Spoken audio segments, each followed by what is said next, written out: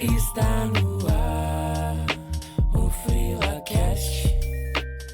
Fala galera, bem-vindos de volta ao FrilaCast, um excelente 2026 para todos. Estamos com o nosso primeiro episódio do ano, particularmente com uma pessoa que eu gosto muito, e eu falo isso de todos que vêm aqui, porque eu só trago pessoa que eu gosto, mas essa pessoa teve uma importância muito grande na minha trajetória profissional e pessoal como um todo. Eu acho que eu não teria tido as mesmas oportunidades se eu não tivesse conhecido esse cara há alguns bons anos atrás. E queria apresentar para vocês Leandro Bianchini, que é psicólogo e também gestor de pessoas há mais de 18 anos.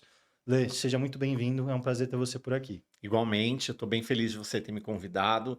Quando você fez o convite, eu externei essa curiosidade, né? Mas por que que você está me Por que chamando? eu, né? Por que eu? E aí você me contou tudo isso que você acabou de falar na introdução e eu fico bastante honrado de poder ser contemplado aí com essa participação. É importante você saber o que você fez diferença na vida de muita gente, não só na minha. E ao longo da conversa, eu imagino que eu vou te contar muita coisa que você não saibe e vice-versa, em relação a essa época.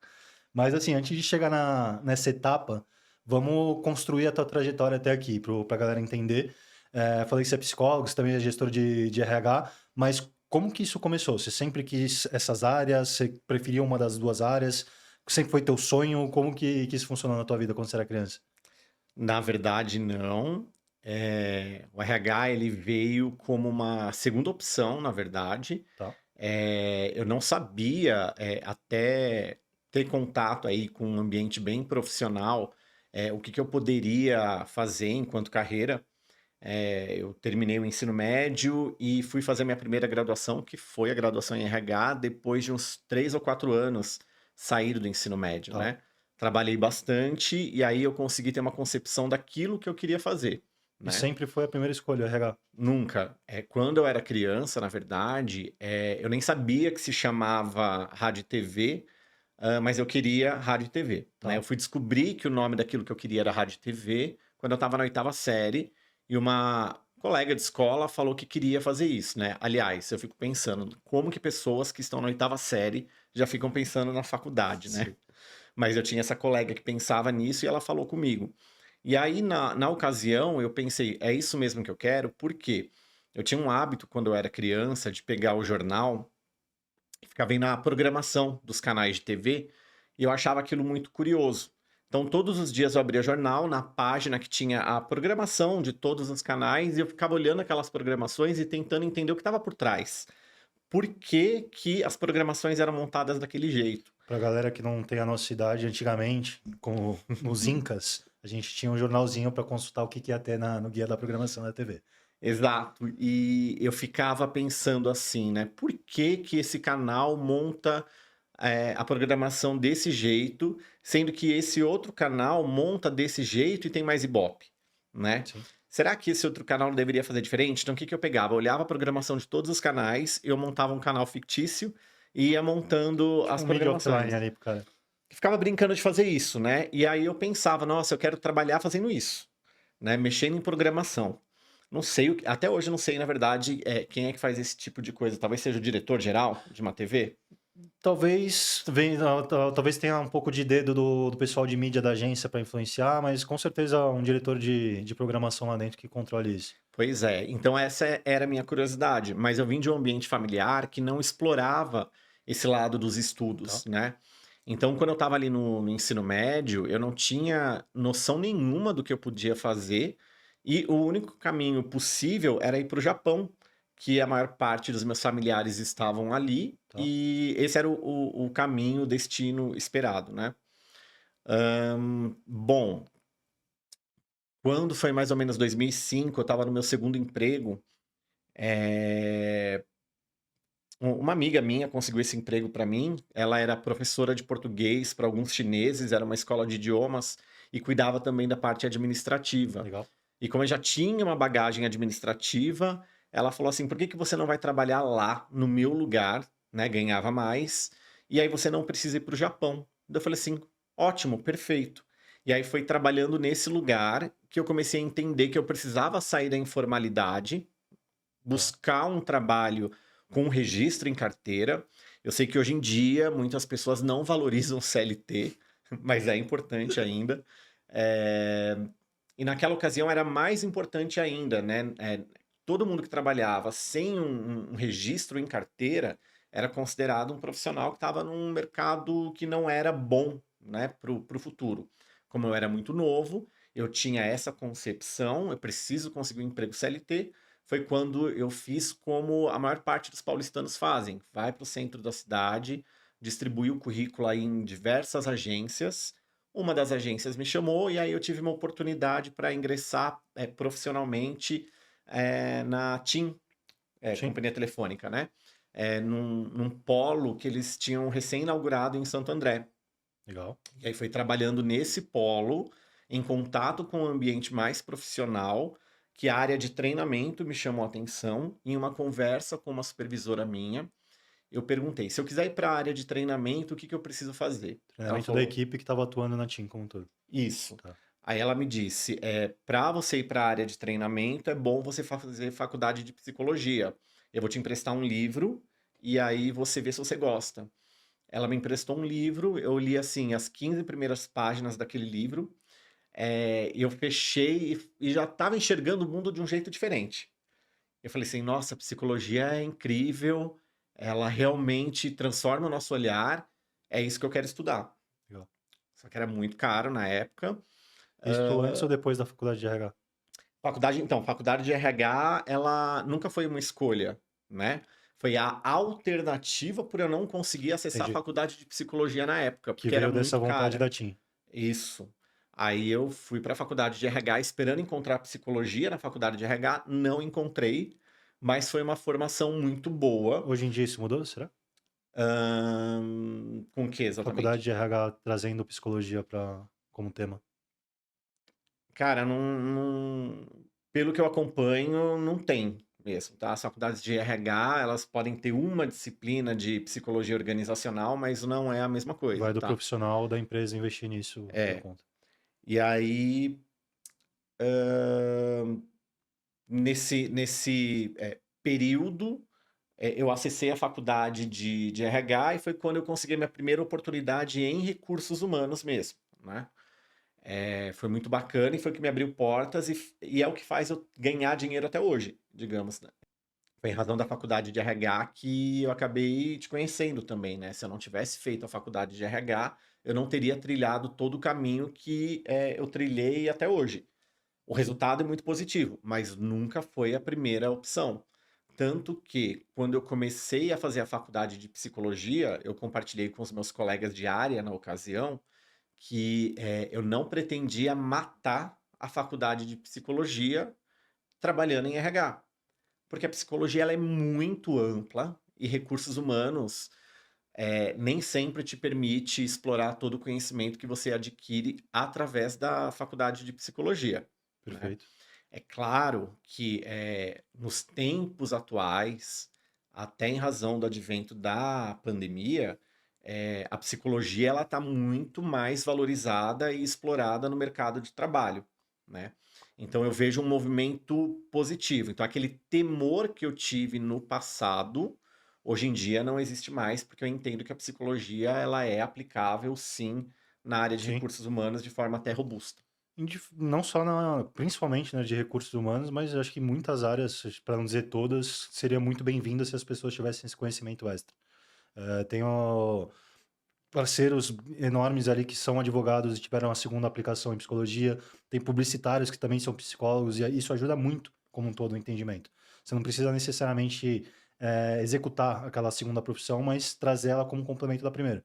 Que, pelo que eu entendi, não era a tua vontade desde o começo. Era a ideia realmente dividir, apesar de usar as skills uma das outras, não era a ideia, que nem você falou, matar a segunda em prol da primeira. Não, não, né? Meu intuito sempre foi me tornar psicólogo e não profissional de recursos humanos, né? Perfeito, Recursos humanos foi o acaso, foi a segunda opção, mas de qualquer forma é a opção que me trouxe mais dinheiro e visibilidade até agora, perfeito. E isso começou, a gente tá falando o quê? 2007, 2008? entre 2007 e 2008. Que aí foi o teu primeiro emprego, de fato, no setor de RH, é isso? Exatamente. Como que era essa época lá? Foi muito bacana, trabalhava para a indústria farmacêutica. Tá?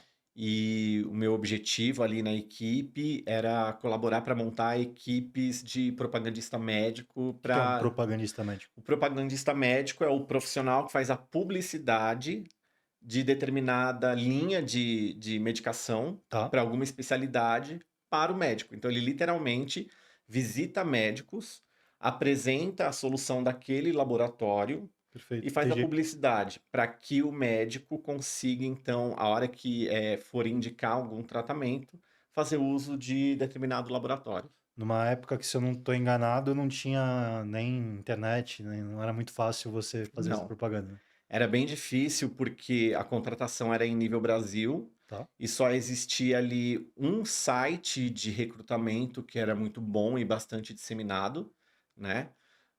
Não tinha muita concorrência. 2007 era telefone, né? Lista Usar a telefônica. internet era um luxo. Conseguir fazer uma videochamada via Não que não Skype. existisse, mas não era totalmente acessível como é hoje. Não era, né? Não era. Eu lembro que eu trabalhava num lugar que a gente até tentou fazer uso do Skype e a conexão não ajudava, né? Então era muito telefone e caçando as pessoas assim em todo o Brasil e por telefone entrevistando várias e tentando fazer acontecer ali sem ver a pessoa, né? Mas dava certo. E gostou da. Mal ou bem gostou da função como toda da área, né? Eu gostava muito porque o meu papel ele estava totalmente relacionado ao resultado dos laboratórios, Tá. né? Tinha, por exemplo, determinado laboratório precisava lançar uma medicação X no mercado e tinha que estar abastecido já nas gôndolas das farmácias, né? Então tinha a data marco para acontecer isso. E o que que acontecia antes disso, né? Diversos projetos para que aquele medicamento estivesse ali nas gôndolas, incluindo a composição de equipes que pudessem propagar e vender essas medicações, né? Então, trabalhar com o cronograma inverso dava um pico de adrenalina bastante bom para quem tem 20 e poucos anos. Isso é. Então, naquela época, esse pico de adrenalina me fazia muito bem e era muito gostoso ver quando a equipe estava pronta, treinada e em campo. Hoje daria crise de ansiedade, né? É, hoje, na verdade, a tecnologia facilita muito. Eu Claro. provavelmente não passaria por todos os percalços que eu passei para conseguir montar essas equipes. Seria muito mais fácil. Mas eu não sei, em termos de saúde, aos 41 anos, se eu quero esses picos de adrenalina, não. Infelizmente a gente vive o que tem que viver e não dá para voltar. Exato. Você acabou se aventurando, por assim dizer, com consultoria no meio do caminho depois disso? Levou um tempo, mas desde a faculdade de RH me estimulou sempre a trabalhar como consultor em todo lugar que eu viesse a passar, Tá. né? A mentalidade de consultoria, ainda que de repente sendo um profissional daquela empresa com uma relação de Sim. emprego mediada pela CLT, o modelo mental sempre foi de consultoria. Então, quando eu cheguei no meu teto de desafio ali naquela empresa, eu pedi para sair e fui para uma consultoria que foi a minha primeira tentativa, né? Tá. E eu achei muito bacana, porque daí consegui participar de diversos projetos para diversas empresas, mas durou pouco. Essa experiência nessa consultoria foram 40 dias. Tá. Foi uma experiência bem complicada, né? Tive ali uns problemas de embate mesmo com o dono da empresa, com a minha liderança Que direta, são enfim. importantes para a vida profissional como um todo, né? Sim. Eh, assim, eu não me arrependo de nada, tá? Eu sou uma pessoa feliz e satisfeita com quem eu sou e o que eu tenho hoje. E só cheguei aqui por conta de todo esse caminho, Claro, exatamente como eu fiz, né? principalmente pelos piores. Exato, eu não me arrependo. Mas assim, se eu tivesse hoje um jovem para orientar, se o Leandro daquela época encontrasse o Leandro de hoje, e esse Leandro de hoje pudesse aconselhar, eu falaria assim, ó, calma, seja mais estratégico, usa as vulnerabilidades desse lugar em seu favor, ao invés de apontar todas as críticas assim Sim. logo de cara, porque isso pode fazer com que Você você se faria dê isso? mal. Eu já me peguei pensando nisso uma vez, eu deixava se ferrar de novo. Então, Porque assim aprendia. mas daí acabava impactando no meu trabalho, né? Não, com certeza, mas assim, Aham. não que seja certo ou errado, eu não faria isso comigo mesmo, entendeu? Ah, Se eu entendi. tivesse essa Tá. oportunidade, eu falava, cara, se vira. Faz sentido, porque é aquilo que eu falei, Quando se eu foi minha estou vez, eu me virei, por satisfeito. que que eu vou te avisar agora? Exato. Mas o que que eu quero dizer com isso? O conselho que eu daria era para que esse Leandro conduzisse as coisas de uma Segura a outra onda. maneira. Ainda que o Sim, desfecho fosse tchau, tô indo embora, né? Porque foi o que eu fiz, eu pedi demissão, eu talvez não tivesse externado. um pouco mais político. Pois é, né? Mas enfim, coloquei Mas foi tudo para bem, fora ali na hora. no mínimo aprendeu. Com certeza, com No certeza. máximo, de repente, você mudou a vida de alguém que estava agindo por um caminho que não era tão legal. Você sabe que no calor ali da discussão, né? O dono da consultoria olhou para mim e falou assim: vamos fazer o seguinte,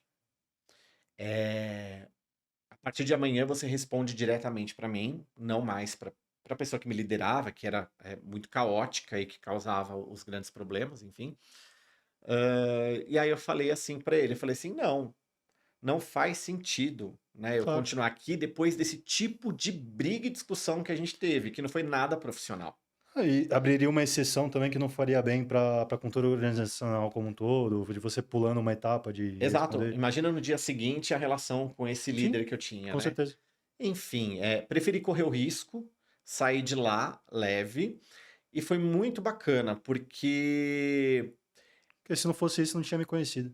Exato, porque na sequência veio a UMAP É isso. BBDO. Exatamente. E foi muito bacana a entrevista que eu fiz com a Mônica na Que ocasião, inclusive tá lá até hoje, né? tá lá até hoje, porque foi assim, uma entrevista muito curiosa e foi naquele momento que eu aprendi a não seguir protocolos para conduzir uma entrevista, né? É muito curioso, porque hoje uma das pessoas que fazem parte da minha equipe me deu um retorno esses dias dizendo assim: olha, eu já conduzia entrevistas há um bom tempo, né? Ele tem experiência em consultorias, etc. Ele não é uma pessoa iniciante nesse Sim. sentido, né?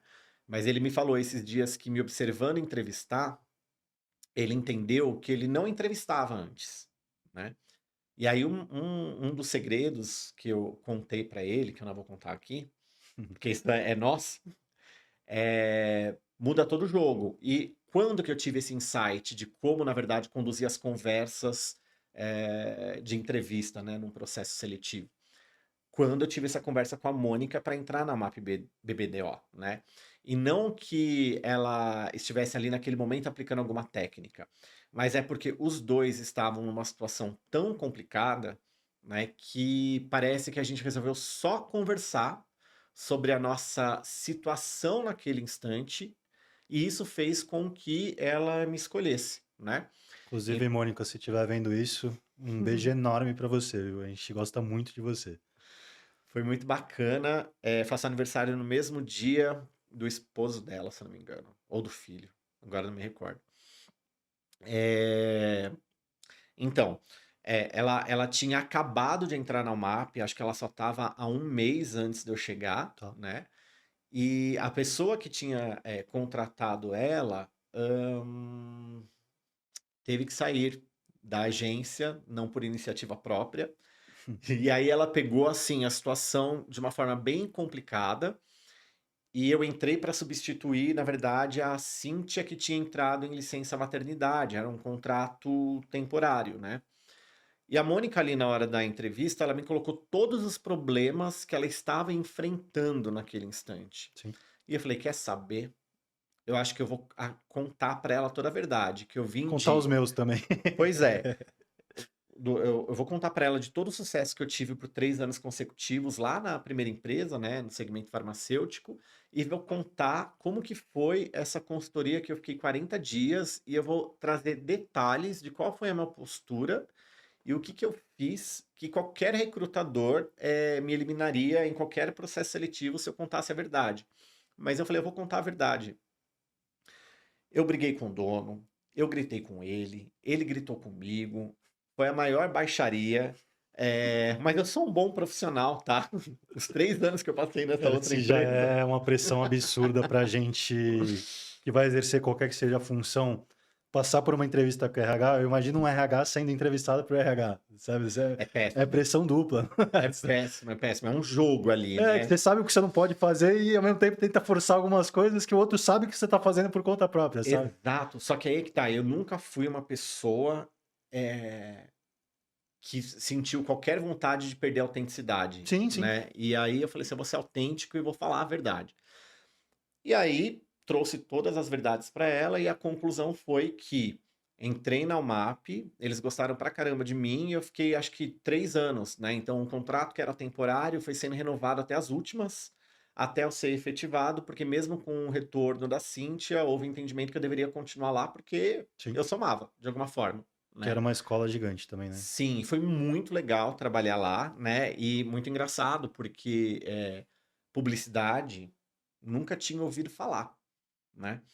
Quando me chamaram para entrevista, eu fui assim: "Tá, deve ser qualquer empresa Sim. aí e ponto final", né. E é engraçado que pelo contato com rádio e TV de um tempo atrás, acabou numa agência.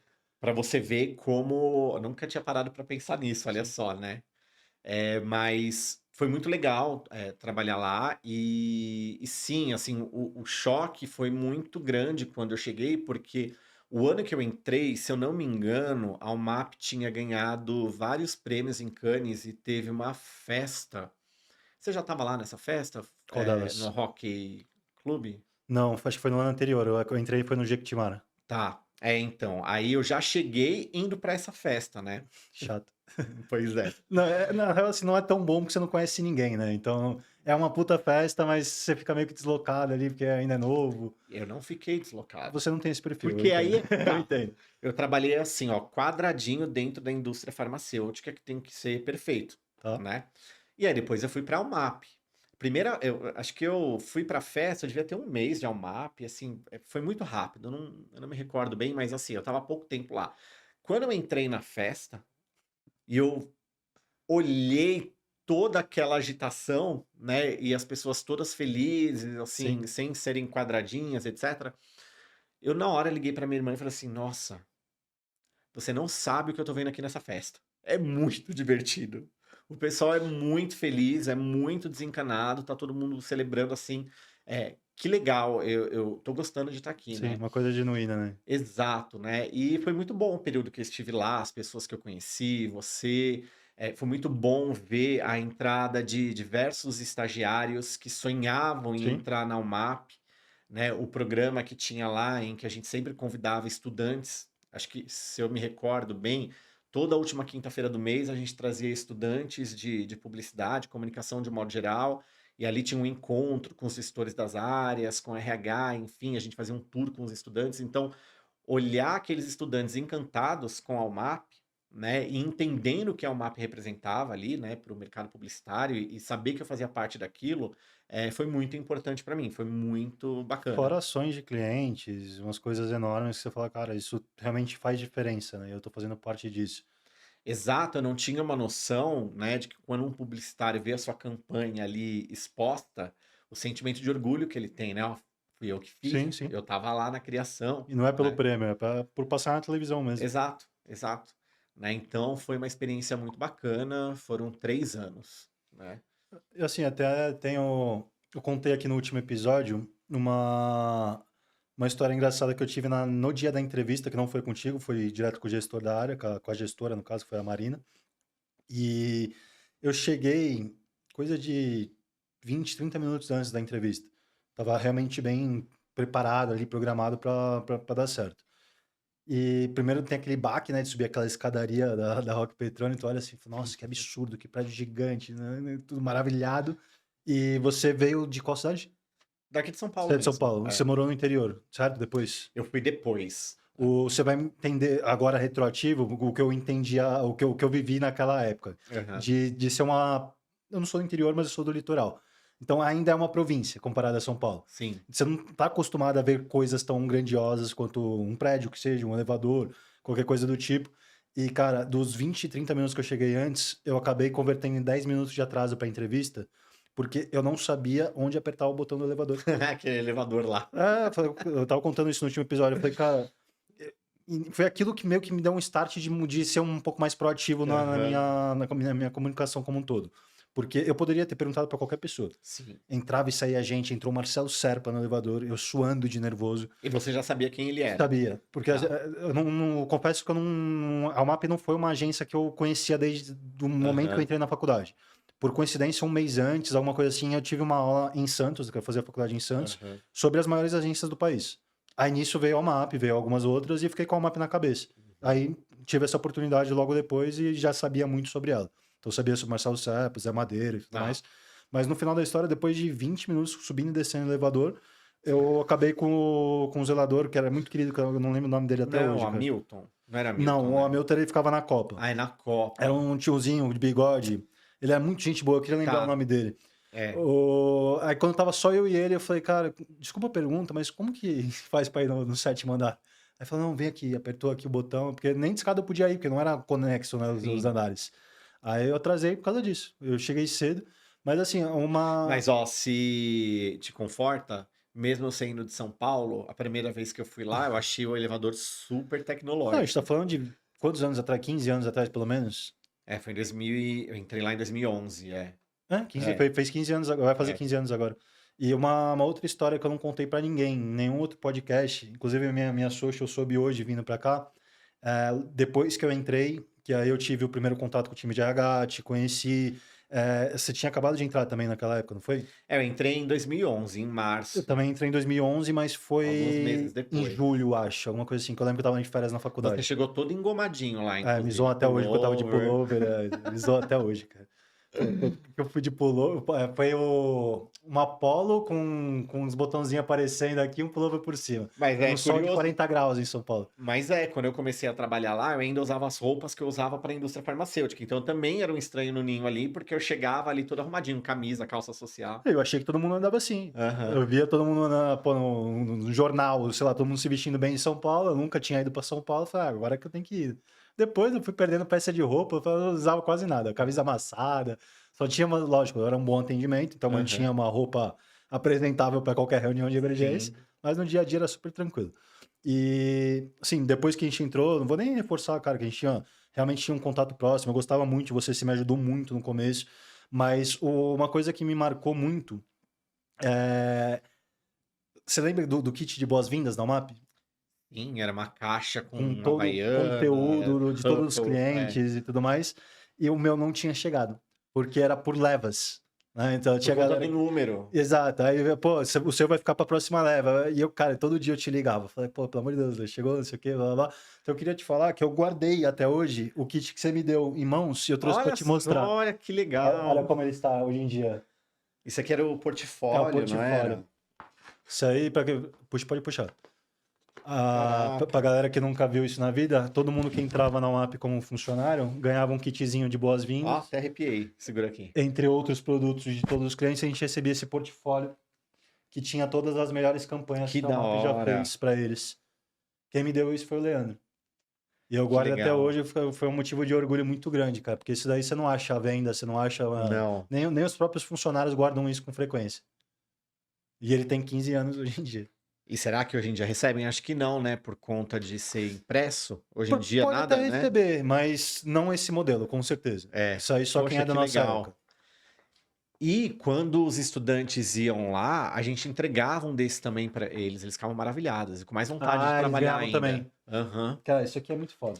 Eu falei, pô, deixa eu trazer. Eu não sabia nem se eu trazia. Eu falei, pô, mó trambolho ficar trazendo isso. Eu falei, eu vou trazer pro Leandro que ele vai gostar. Que Até legal. quando a gente se encontrou, eu escondi, que eu falei pra Dani aqui. Eu falei, ele vai ver certeza quando ele chegar, porque ele trabalhou com isso, ele vai reconhecer. Mas era um kit de boas-vindas bem impactante mesmo. E, cara, tirando toda a babação de ovo da UMAP que vale a pena acontecer, vamos falar um pouquinho do pós-UMAP, que a Pós-UMAP, vida tá. continuou, né, para ambos os lados aqui. Você foi trabalhar na Eletropaulo, se eu não estou enganado. Exatamente. O lance comigo é o seguinte. Inclusive, se você que está vendo não sabe a respeito do conceito de âncoras de carreira, vale a pena pesquisar. Tá? Enfim, Eu não sei, me fala. existem algumas âncoras de carreira e é legal estudar sobre isso e conhecer quais são as suas âncoras de carreira, porque elas são um guia que explica o porquê que você toma decisões Tá? profissionais, né? E uma das minhas âncoras de carreira é o desafio puro. Então, qualquer lugar que eu me veja sem desafio, Sim. deu no meu teto, e aí eu vou embora, né?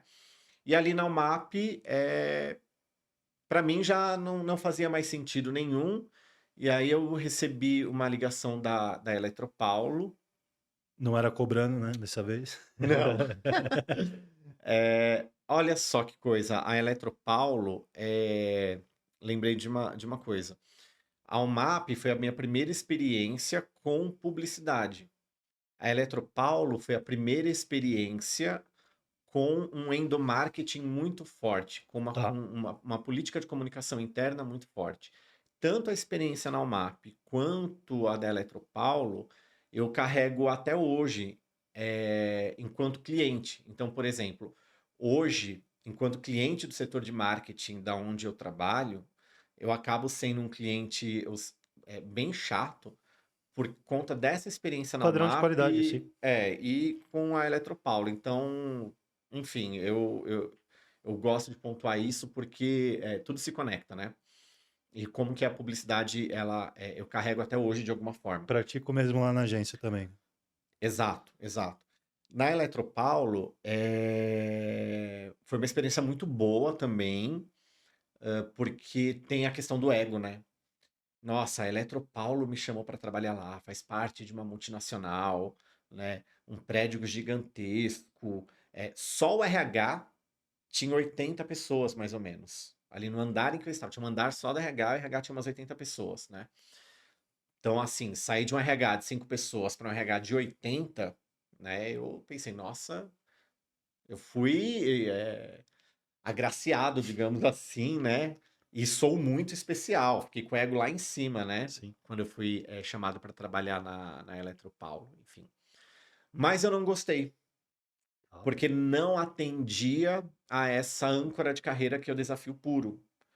Então, o trabalho que eu exercia lá, claramente hoje uma IA faz, né? Naquela época, 2013, né? Nesse passado não existia formas de automatizar as coisas, ou se existia, não era muito explorado, enfim. Então era um trabalho assim bastante mecânico, né? E eu me sentia usando mais do meu braço do que meu cérebro. Em termos de equipe, acho que foi uma das melhores equipes que eu tive e um dos melhores gestores que eu tive até hoje, né? E de vez em quando até troco mensagem ainda com esse gestor pelo LinkedIn, porque ele me chamou inclusive para esse ano ir no show do Halloween em outubro. E eu quero ir, irei. E tenho um bom relacionamento com ele até hoje. Mas assim, o trabalho em si eu achava muito mecânico e eu não aguentei. Eu fiquei 1 ano e 1 mês, né? Mas pela experiência de multinacional foi muito boa, Sim. porque daí me remeteu à experiência que eu tive na TIM, que também era uma multinacional.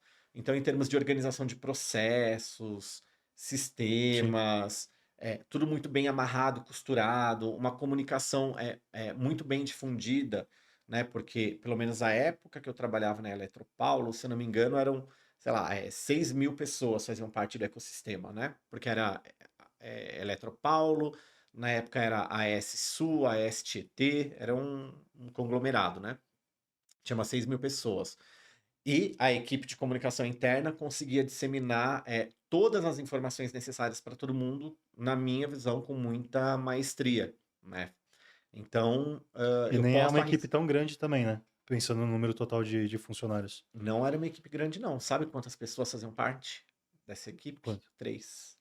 3 pessoas. Para 6 mil pessoas. É claro que assim, né? Não é que o marketing só tinha três Não, pessoas. Tô lógico. falando do endomarketing, da Sim, comunicação sim. interna. Inclusive, eles ficavam dentro da RH, né? Eles não ficavam no marketing. E eram 3 pessoas só. A líder era Janaína, é o nome dela. É muito boa. E teve esse ponto na minha carreira que eu acho que não foi tão interessante. Era muito bem remunerado, tinha um pacote de benefícios incrível, ambiente sensacional, um gestor que, para mim, um dos 2 melhores que eu já tive, mas eu não era feliz Justo? com a execução da tarefa mesmo, né. Foi nessa época que você voltou pra Bauru. Voltou não, foi pra Bauru, Eu né? fui para o interior quando eu saí da Eletropaulo, também pedi para Tá. sair da Eletropaulo, e aí eu decidi que no interior eu ia ter um outro tipo de atuação. Eu queria, fazer valer aquilo que eu disse no passado, que eu não queria que o RH matasse a minha carreira em psicologia. Tá. Então eu fui explorar a psicologia escolar, a psicologia clínica. Não larguei RH porque eu comecei a dar consultorias. Então eu atendi pequenas empresas oferecendo serviços de RH. Inclusive, na ocasião, você me ajudou muito. Por quê? Eu lembro que eu construí um site, e nesse site eu precisava colocar depoimentos de pessoas que já trabalhavam comigo, já tinham trabalhado comigo, para eu poder ter como cartão de visitas. Adiantava Sim, falar bem de mim mesmo, né, para os sim, possíveis claro. clientes. Então, no site que eu montei, eu peguei depoimento de diversas pessoas que trabalharam comigo, e talvez você não se recorde, mas Não eu me também lembro disso. colhi o depoimento seu, Não lembro mesmo. e lá no meu site tinha a sua foto e o seu Olha só. depoimento sobre mim, né.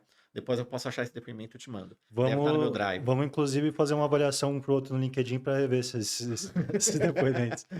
E aí montei esse site e ofereci serviço de consultoria, tive alguns clientes, mas eu comecei a explorar mais a psicologia Tá, mesmo, né? Então eu fiquei com ênfase maior em psicologia escolar e psicologia clínica.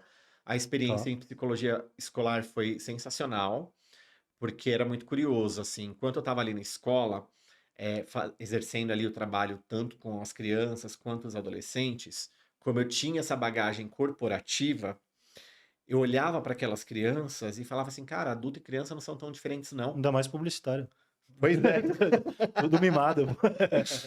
E a maior parte das escolas não entendem que elas são empresas. Sim, Então não existe um nível de profissionalismo na gestão. E como eu vinha com essa bagagem de empresa, então eu colaborei para que houvesse um maior profissionalismo ali na condução de algumas questões mais administrativas e gerenciais, e ao mesmo tempo essa, visão dos adultos sim.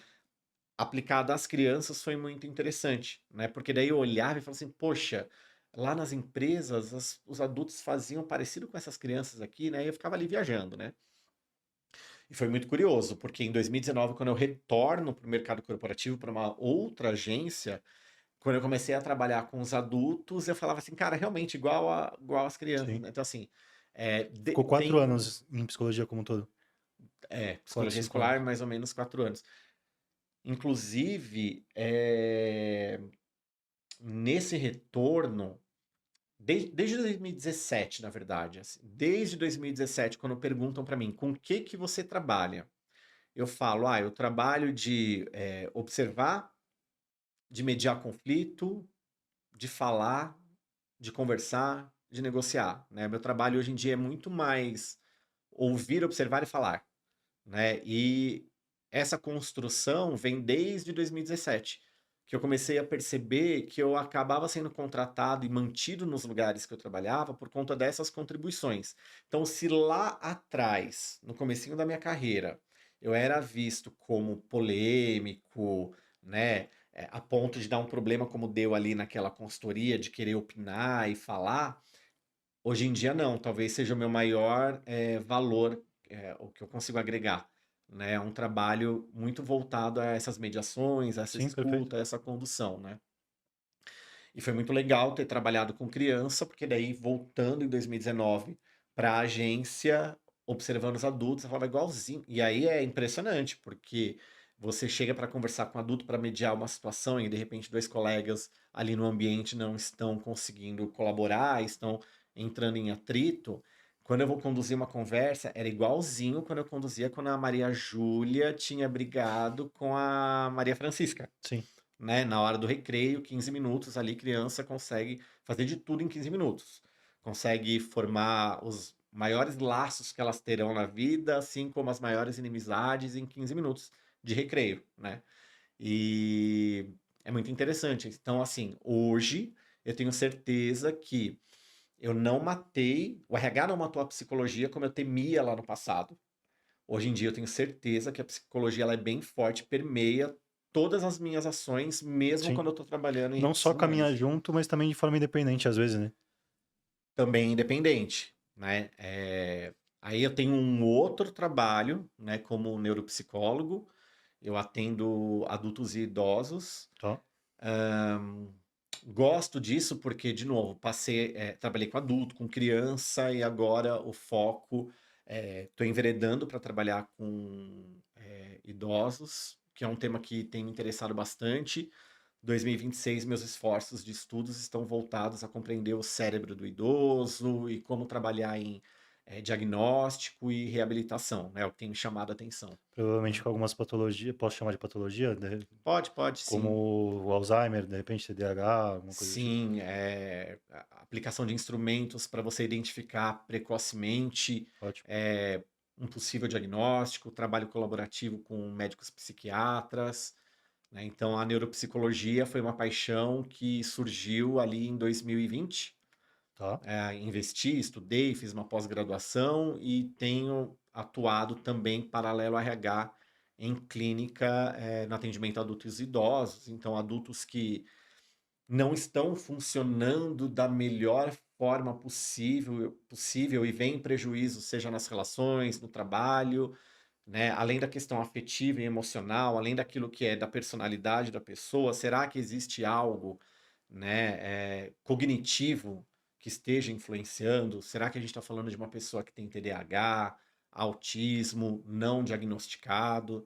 Então, hoje eu me considero um profissional feliz e realizado por conseguir transitar em todas essas áreas. Ainda tenho pendências, né? O meu mestrado é uma pendência, mas eu estou feliz e satisfeito. E hoje você também atua com RH, de alguma forma, ou mais como psicologia? Sim, eu trabalho no Acreditar, que é um FIDIC lá de Mogi das O que que Cruzes, é um FDIC, para quem não... Fundo de Investimento em Direito Creditório. Joga aí, pesquisa que vocês vão saber. Eu tô lá desde 2024, né? Tá? E um projeto muito bacana. Me foi colocado uma responsabilidade grande de dar um outro significado para aquilo que é o exercício de gestão de pessoas dentro de uma empresa, né? Um outro significado porque funcionava num modelo X, e aí eles entenderam que estava na hora de mudar esse modelo de conduzir a gestão de pessoas ali, me chamaram, e a gente tem construído muitas coisas bacanas. Um MBA que eu acho que foi a minha maior conquista profissional e casou com um desejo, um sonho do dono da empresa, né? Então, foi muito legal, porque eu tenho essa pendência acadêmica de ir para um mestrado, etc e tal, né? Eu tenho essa vontade de estar mais dentro de universidades. E aí, quando ele externou para mim o sonho que ele teve desde o dia 1, de ter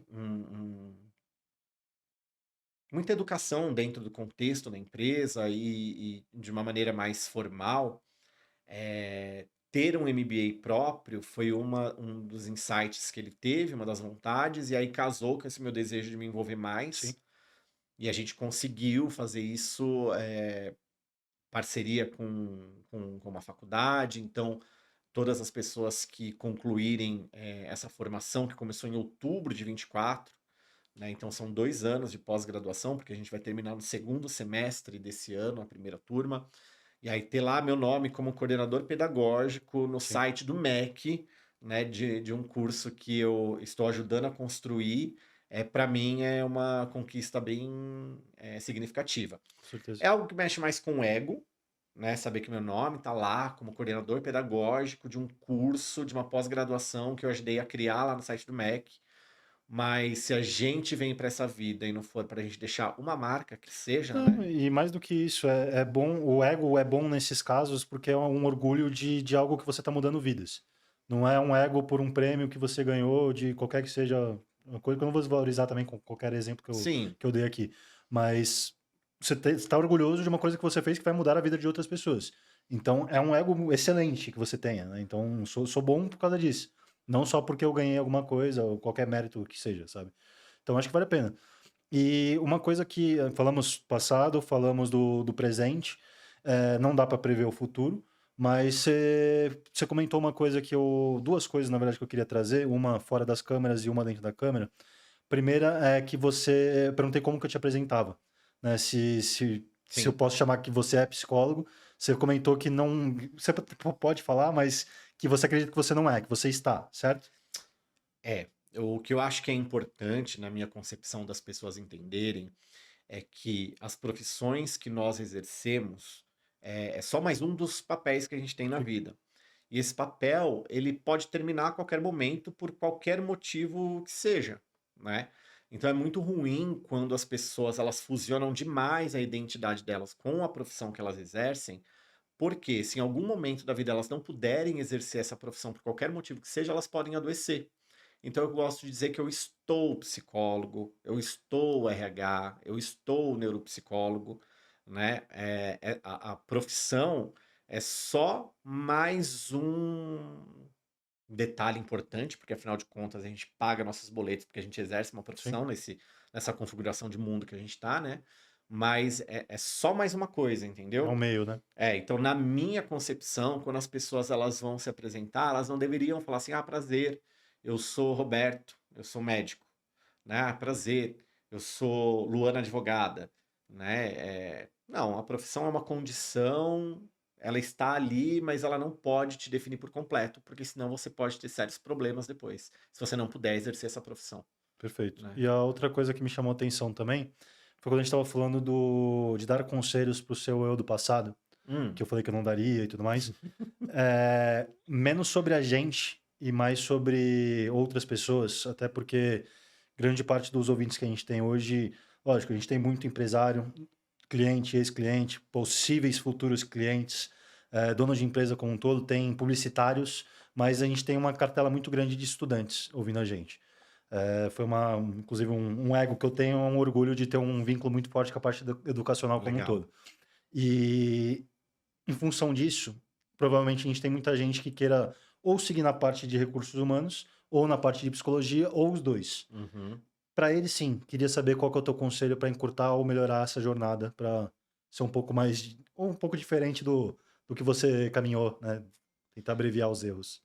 Tá, eu acho que é dar foco e energia na imersão de aquisição de conhecimento mesmo e entender que na condição de estudante a gente precisa continuar sempre, né? Para você se tornar referência naquilo que você faz, para você poder transmitir credibilidade, para você poder impactar de forma positiva, é nunca sair dessa condição de estudante. Então, principalmente em relação a áreas profissionais como RH e psicologia, que é sobre lidar com pessoas, impactar pessoas, você precisa conhecer de gente, né? Então, investir muito em autoconhecimento.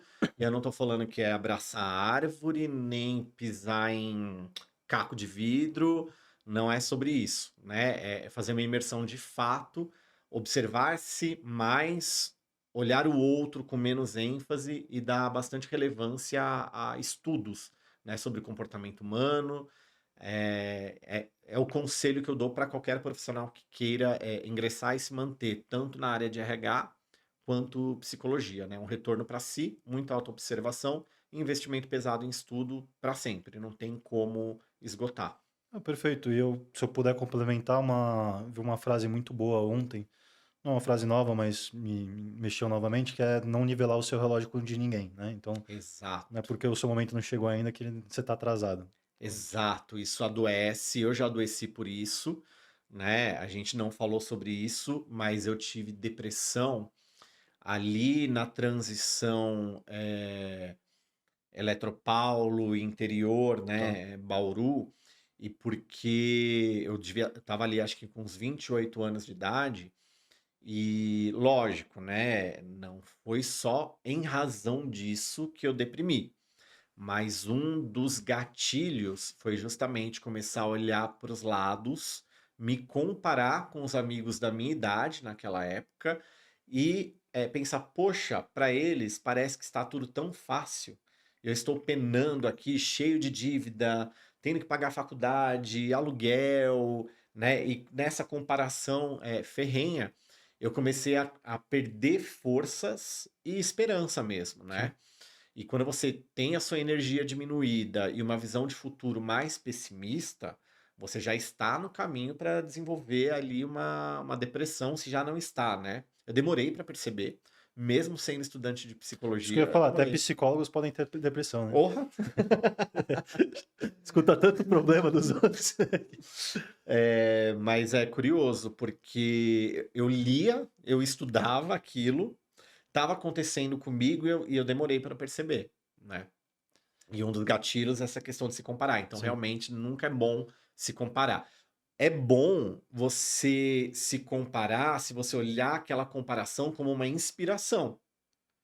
Poxa, né? Inspiração e curiosidade, né? Quais caminhos a pessoa percorreu para de repente chegar nesse lugar que é melhor e que eu quero estar também, né? E como que eu faço isso acontecer?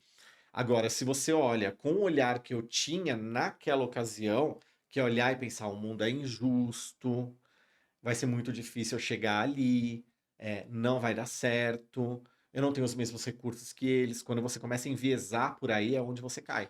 É.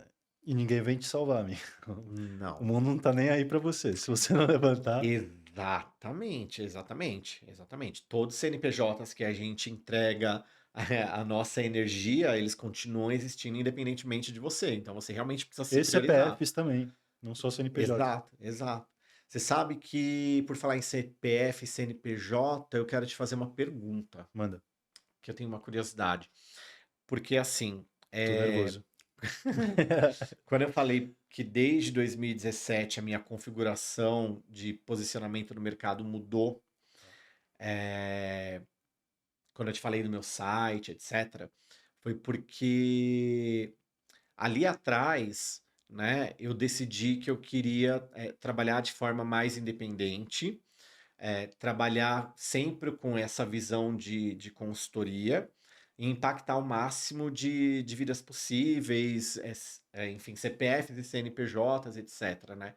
É, eu virei a chavinha, né? E pensei assim, tá, eu não quero ser um empregado CLT dentro de uma empresa. Eu quero ter uma liberdade de Sim, atuação maior e poder contribuir de uma outra maneira, até porque eu invisto em conhecimento para isso, para não morrer comigo, né? Mas para impactar vários.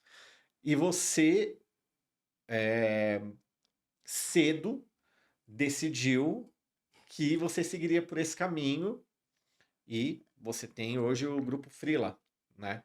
É, quando que você teve o estalo e quais os motivos que te levaram a virar essa chavinha e com muita coragem assumir esse projeto?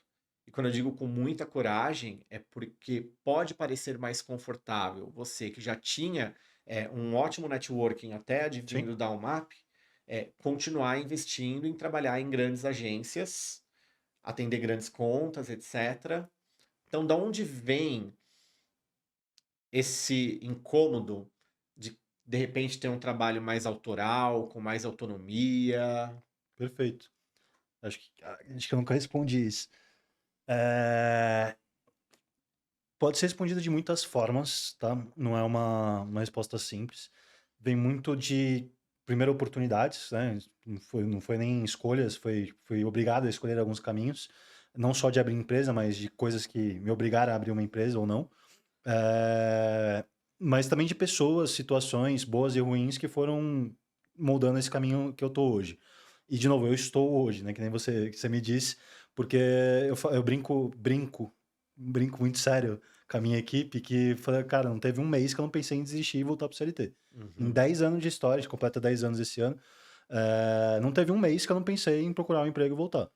Mas, assim, respondendo a tua pergunta, primeiro, com certeza é dinheiro, tá? Eu acho, e não só pelo quero ganhar mais, né, do tipo, mas não me conformava que eu tinha que conviver com um teto salarial pro resto da minha vida. Uhum. Fiz uma comparação besta ali que eu acho que vale até hoje, que eu, como atendimento de contas, primeiro como estagiário, depois como assistente, como executivo, supervisor e todos os degraus que precisa subir, eu ia demorar uns 10 anos, ou seja, ano atual, para estar ganhando o equivalente a uns 10, 12 mil reais na época. Uhum. Não que seja nem de longe um Uhum. valor pequeno, né? Realmente é uma coisa muito grande, mas pro padrão de vida que eu espero pro meu futuro, sustentando uma família grande, não é o lugar que eu queria estar e nem de longe passar por essa etapa de 10 anos para chegar nisso.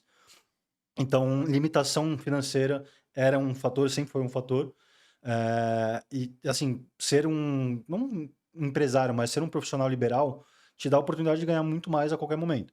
Teve outro dia ali que eu descobri uma ferramenta nova de IA, achei legal, aprendi para mim, e deu uma semana eu vendi uma consultoria por 5 mil reais essa mesma ferramenta. Uhum. Uma coisa que eu não faria se eu tivesse prestando serviço para os outros.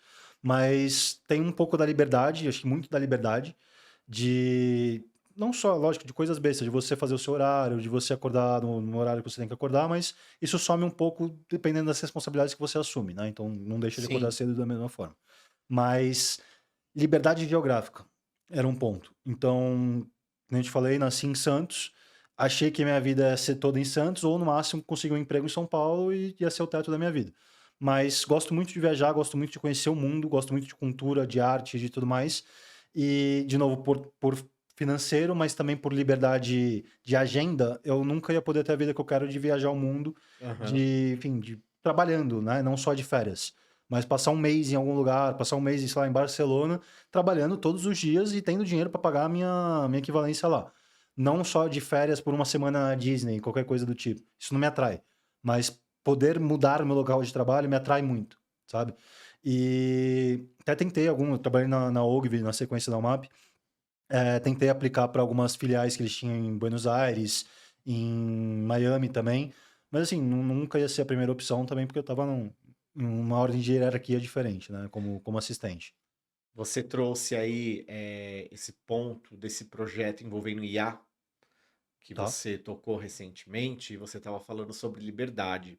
O que eu entendi é que em muitas situações, talvez, você tenha tido ideias, tenha tido vontade de conceber projetos ou conduzir projetos de determinada maneira, mas você não tinha liberdade para fazer dessa forma por conta de amarração de contrato, equipe, etc. Menos sobre escopo limitado, porque, assim, modéstia à parte, pude trabalhar em grandes agências e tocar projetos legais com clientes que davam liberdade para isso. Então, assim, criatividade não era uma coisa que me incomodava. Tive, sim, muito contato com experiências ruins no ambiente de trabalho, com gestores, com o Uhum. clima como um todo. Isso moldaram a minha saída, mas também me achei, antes de abrir o Grupo Freela, numa outra agência CLT, mas Uhum. atendendo o terceiro setor. Tá. Então eu via que não necessariamente o setor era ruim, mas as pessoas que estavam naquele momento, enfim, era muito do que eu estava vivendo e menos sobre o mundo ser ruim, né? Mas assim, nunca tive muita limitação criativa para poder ir além. Pelo contrário, sempre fui incentivado. Mas deixar outra pessoa controlar o meu futuro me incomodava. Uhum. De novo, pelo financeiro, seja por liberdade geográfica. Então, hoje eu não posso estar trabalhando na América Latina ou na Europa ou qualquer coisa do tipo, porque ou eu não tenho dinheiro, ou se eu tenho dinheiro, meu trabalho não me permite porque eu não vou conseguir férias, ou que meu chefe entenda que o modelo home office funciona dessa forma, sabe? Então, isso me incomodava bastante. Aí juntou com algumas experiências ruins, com algumas boas oportunidades. Então, eu posso falar para você hoje, assim, tirando toda a parte de CLT, que é muito boa para minha vida, tem um currículo impecável, de novo, modéstia à parte. A parte empresarial, eu tenho coisas para te falar, por exemplo, eu atendi o Teleton do SBT, Que que é um legal. puta projeto. Fiz um pro bono para a África por 5 anos, que a gente ajudou a colocar comida, água, plano de saúde e escola para quase 1.000 crianças diariamente. E a gente tinha padrinhamento internacional, tinha N coisas para fazer. Trabalhei com Barcelona, trabalhei com Gibraltar, trabalhei com o Vale do Silício. Conheci gente que eu admiro, assim, eu gravei com o MV Bill, umas coisas que para a grande galera pode parecer besteira, mas para mim são enormes. Uhum. Eu não faria isso se eu estivesse trabalhando para alguém. Sim. Então eu dependo do sonho de alguém para o meu sonho ser bom também, sabe? Isso me incomodava bastante. Tive uma boa época, tive situações incríveis, inimagináveis, mas assim, o meu ego, né? O meu reconhecimento por ter feito por conta própria é muito maior no Grupo Freela hoje do que qualquer outro lugar que eu trabalhei. E assim, eu fui chamado para responder perguntas, mas eu tô com vontade de fazer mais. Fica à Posso? vontade, por favor. As minhas acabaram, inclusive. Então tá. Curiosidade. Eu lembro que lá atrás, quando você começou a divulgar o Freela, e a gente se encontrou lá na Dona Deola, Tá?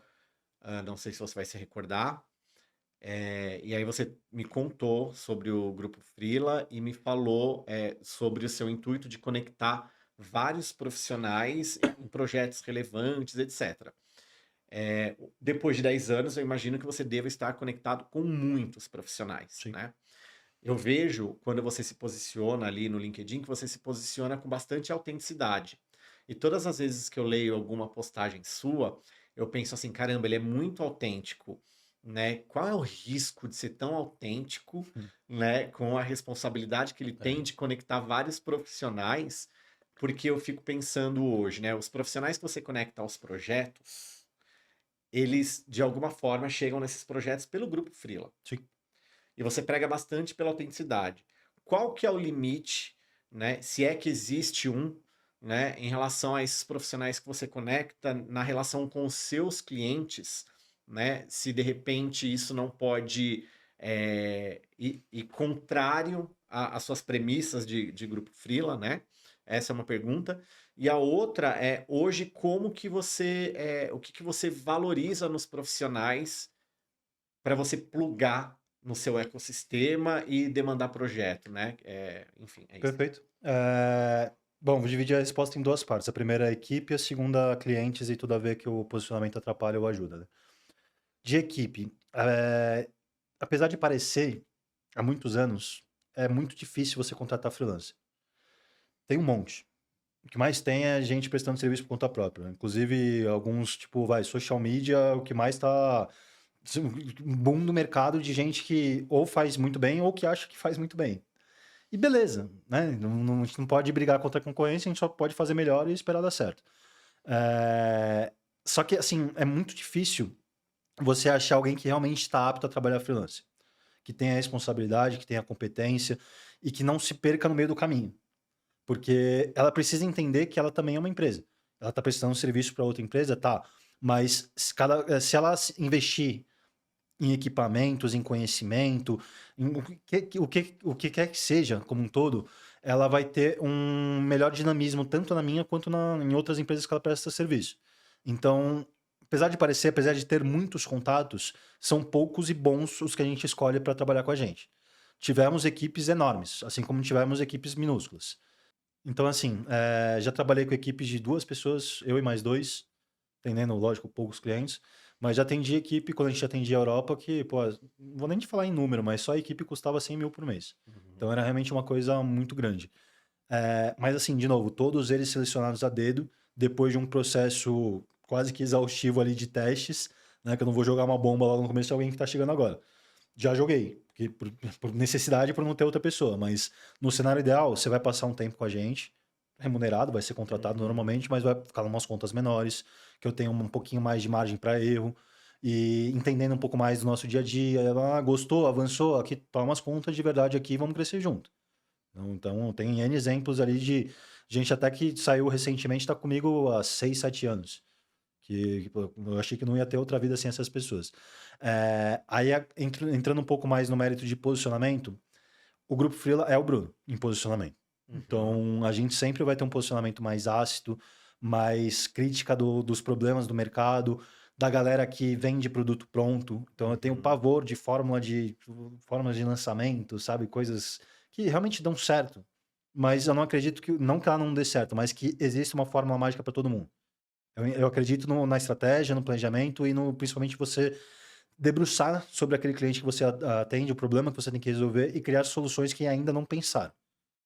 Existem diversos casos ali de tráfego a social media que, fazendo uma fórmula mágica, vai dar certo. Você vai conseguir crescer. Eu fiz isso no meu começo. Só que vão aparecer problemas que você vai precisar resolver sem a fórmula mágica. E é aí que a gente diferencia um bom profissional quando ele tem essas skills, né, para poder pegar alguma coisa. Então, assim, o Grupo Freela, ele é o Bruno.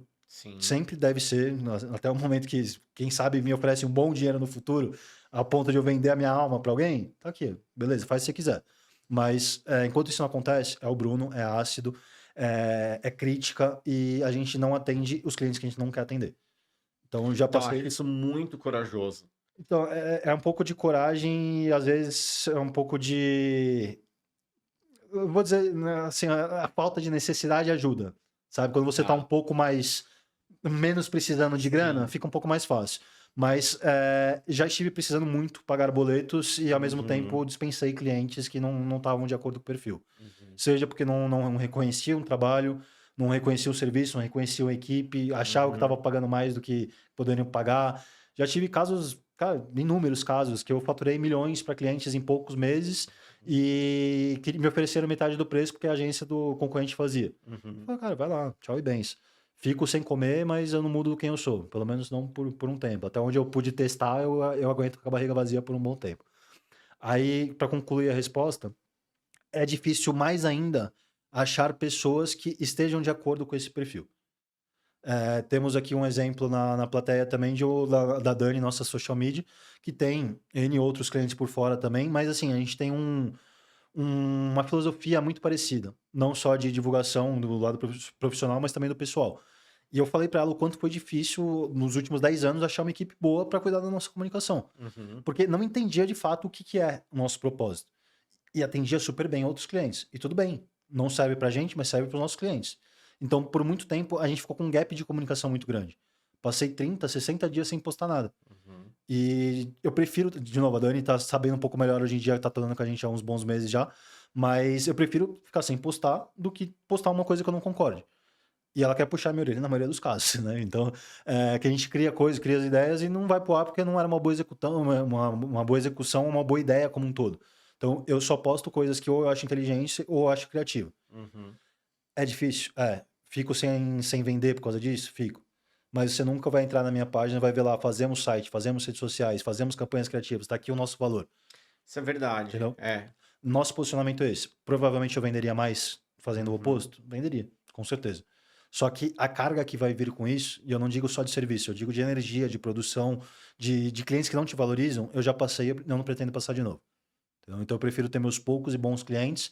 Obviamente, meu preço é um pouco mais alto por conta disso, mas o que a gente oferece é uma qualidade que ele nunca teve antes. Uhum. A gente se autodeclara a melhor agência que ele já teve ou vai ter. Pode não ser a mais efetiva. A gente pode estar no momento dos dois lados que a gente não deu o melhor resultado possível. Mas pode ter certeza que a gente vai deixar a nossa marca aqui e você vai lembrar da gente no futuro para sempre. Então, esse é o posicionamento do Grupo Freela. Sim, então, e é aquilo que eu falei, eu te acho muito corajoso e muito autêntico. Você se enxerga também, você acha que essas suas atitudes são atitudes de coragem e autenticidade, ou você enxerga de uma outra maneira? São outros nomes que você dá para essas É características? menos sobre coragem, de novo, modéstia à parte, mais sobre inteligência. Porque coragem por coragem acaba quando você tem que colocar comida na mesa, né? Uhum. Mas, de novo, tentativas e erros, tá? Muito tapa na cara. Mas entendi que é melhor eu brigar agora e construir uma marca sólida, que eu posso atender clientes maiores e cobrar cada vez mais caro por um serviço efetivo, do que abrir as pernas agora e sair vendendo para todo mundo pelo preço que dá, porque isso vai acabar. Uma hora ele acaba, são ciclos, né? Tudo é cíclico numa empresa como um todo. E isso vai acabar e você não vai ter essas pessoas para te ajudar. Hoje eu tenho casos de clientes que estão comigo há anos que, assim, Bruno, ó, recebi proposta menor de uma agência com mais conteúdo, com cases muito mais sólidos que os seus, mas eu não vou trocar porque eu gosto muito da tua equipe e do teu atendimento como um todo. Então, eu não teria isso se eu não fosse autêntico como marca, entende? Então, é um pouco sobre inteligência de mercado ali, de novo, de erros que me levaram a acertar esse caminho para não cometer ele de novo. Então, Lê, respondidas as tuas perguntas, espero que tenha esclarecido alguma coisa. Sim, com certeza. Eu imagino que depois eu vou ficar pensando em coisas que eu deveria ter perguntado. Reflita e me manda um áudio. É, Eu vou fazer o mesmo. eu vou castar o depoimento que você me escreveu lá Por atrás favor, por favor. para te mandar também. E antes de encerrar, eu queria de novo massagear seu ego um pouquinho pelo lado bom da história, que você, não sei quantos, mas a minha vida você mudou. Porque se não fosse os pequenos toques, a postura que você teve comigo, a educação e principalmente a paciência de um moleque que tinha 20 e poucos anos, 21 anos, acho, que tava na vida de Santos ainda, rolezinho, era promotor de balada, não sei o quê, e você conseguiu caminhar um bom profissional, que eu realmente acho que eu sou.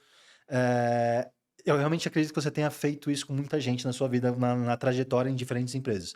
Então, se você ainda tem dúvidas do porquê que eu te chamei pro podcast, é menos sobre mim e mais sobre o quanto você fez no mundo como um todo, Poxa, tá? Então, se valorize o quanto você me lembrou um dia de me valorizar. que Porque bacana. realmente você é uma pessoa que profissionalmente é muito boa, mas no pessoal você é melhor ainda, cara. Dito isso, muito obrigado por ter topado.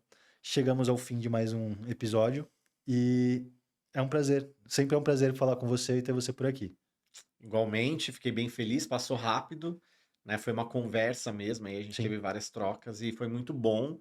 E é interessante te conhecer há tanto tempo e saber que todas as vezes que a gente se encontra, ainda que tenha um espaço de tempo bastante significativo, Sim, a conversa é sempre boa, com né? certeza. Como eu te disse, a conversa que a gente teve lá na Deola, quando você estava começando o Freela, para mim foi inspiradora também, né? E essas perguntas que eu te fiz é justamente porque você me inspira de alguma maneira, né? Eu entendi que não é coragem hoje, mas de longe, eu observando, eu pensava, Não, eu nossa, sou o é maior muito cagão, corajoso esse cara. cara. Não, esse E, adjetivo eu não tenho, não.